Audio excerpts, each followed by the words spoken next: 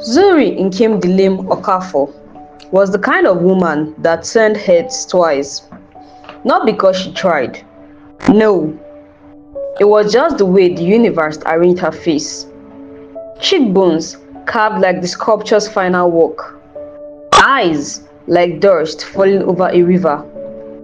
And a calm presence that made even noise quiet. Even her figure was like that of a model. But Zuri wasn't just beautiful. She had brains. And she had money. Her real estate firm in Lagos was one of the fastest rising on the island. Developers knew her name. Clients trusted her. She owned her own home in Lekki, drove a Benz she bought without assistance, and still had time to volunteer on Sundays. But when it came to men, disaster.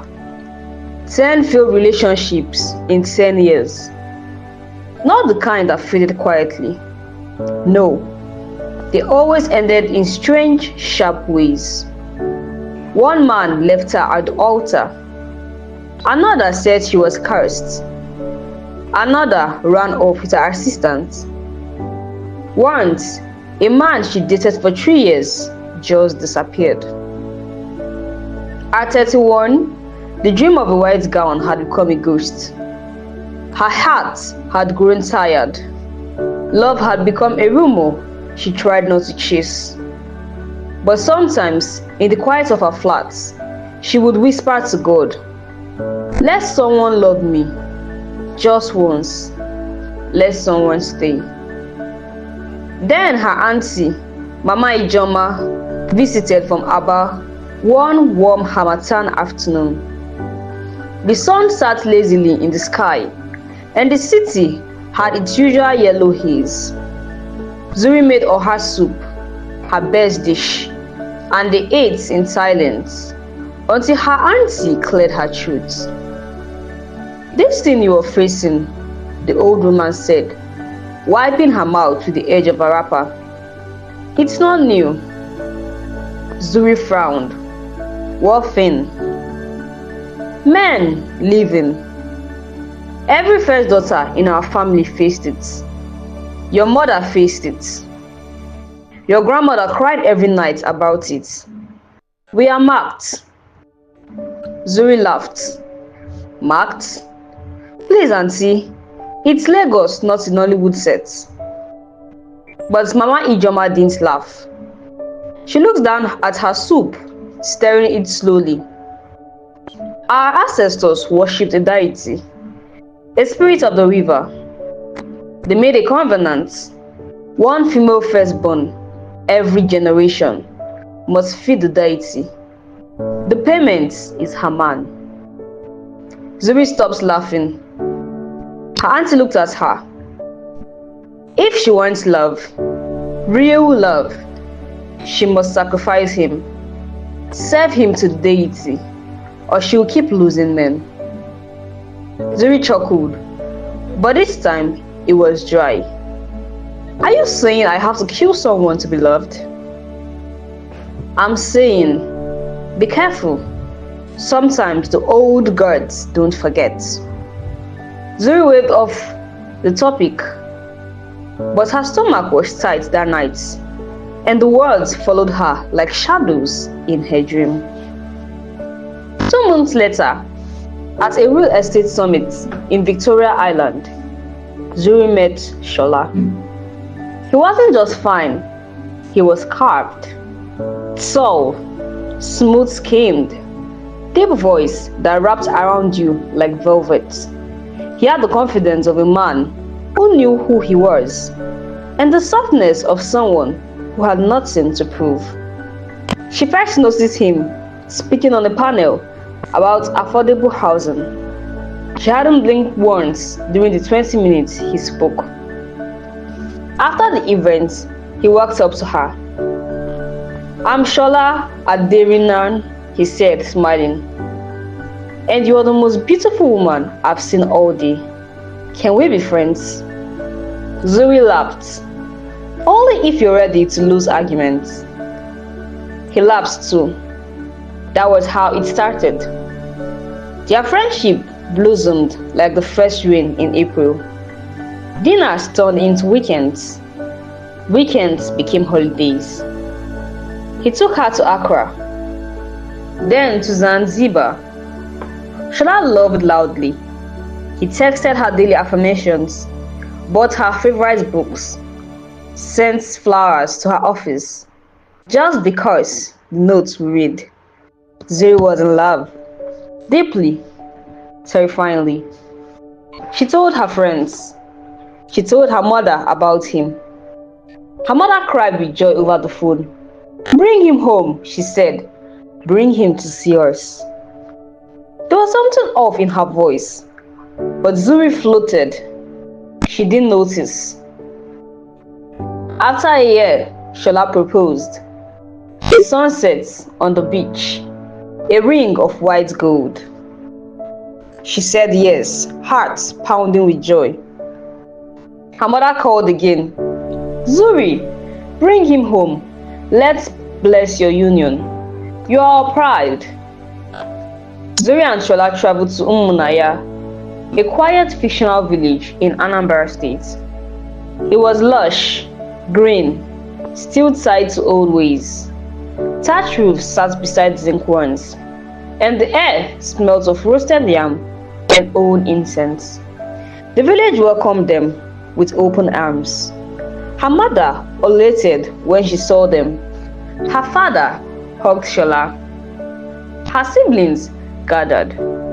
There was laughter, palm wine, roasted goats. The joy felt whole. That night, her mother called her aside.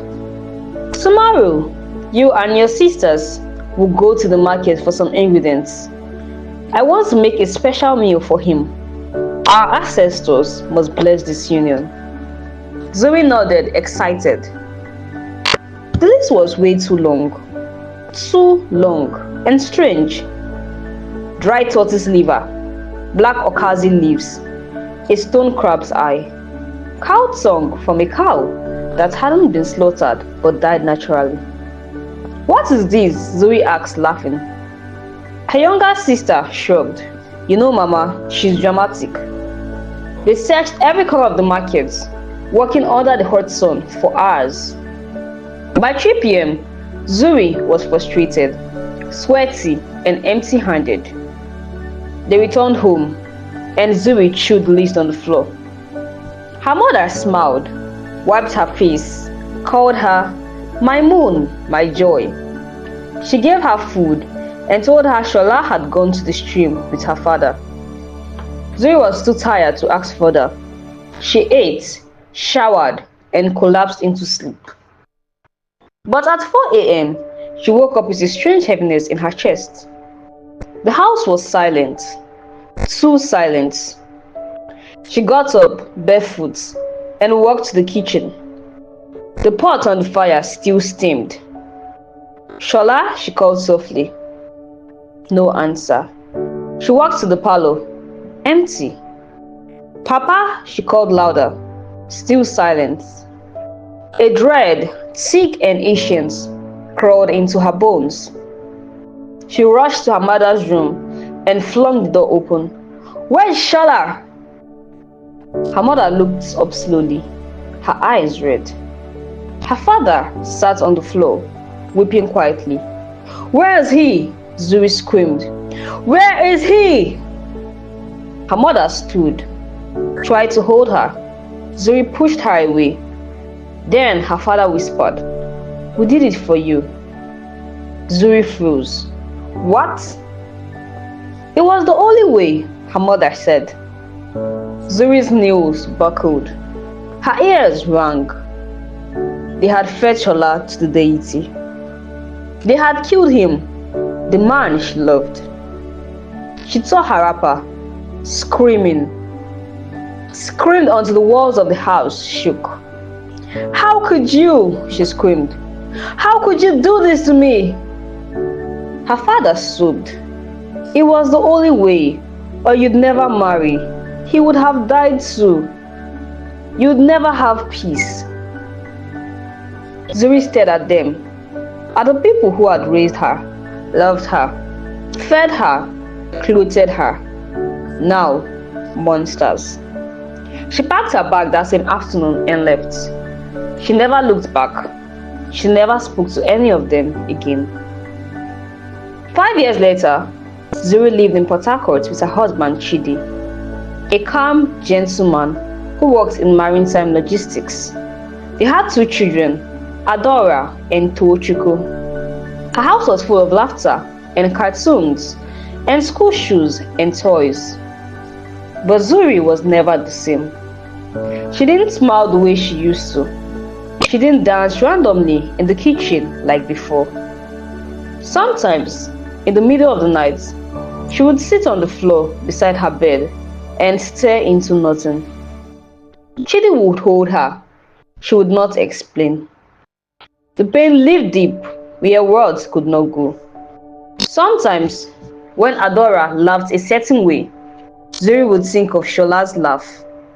When she made okra soup, she would remember how Shola said it was his favorite.